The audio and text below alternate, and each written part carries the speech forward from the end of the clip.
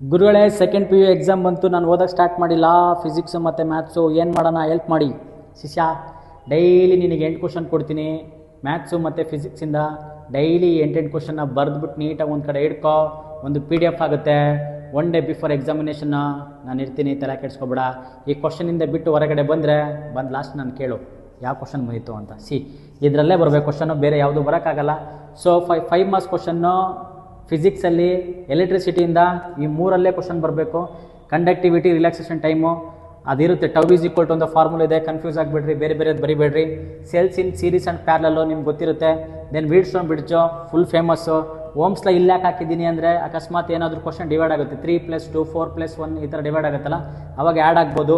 ಏನೂ ಕ್ವಶನ್ ಕೇಳಬೇಡ, ಸುಮ್ಮನೆ question with answer ಬರಿತಾ ಇರೋ. ಆಮೇಲೆ ನೋಡು ಯಾವ್ದಾದ್ರು ಕ್ವಶನ್ ಹೊರಗಡೆ ಬಂದರೆ ಕ್ಲಿಯರ್. ದೆನ್ ಸೆಮಿ ಕಂಡಕ್ಟರಿಂದ 4 ಕ್ವಶನ್ ಓದು. ಹಾಫ್ ವೇವು, ಫುಲ್ ವೇವು ಪ್ರತಿ ವರ್ಷ ಇದೇನೇ ಕೇಳ್ತಾರೆ, ಏನು ಚೇಂಜ್ ಮಾಡೋಕ್ಕಾಗಲ್ಲ. 90% ಇದೇ ಕ್ವಶನ್ ಬರುತ್ತೆ. ನಿಮ್ಗೆ ಏನಾದರೂ ಅವ್ರು ತಲೆ ಕೆಟ್ಬಿಟ್ಟು ಕ್ವಶನ್ ಕೇಳಿದರೆ ಬ್ಯಾಂಡ್ ಥಿಯರಿ ಆಫ್ ಸಾಲಿಡ್ಸ್ ಕೇಳ್ಬೋದು.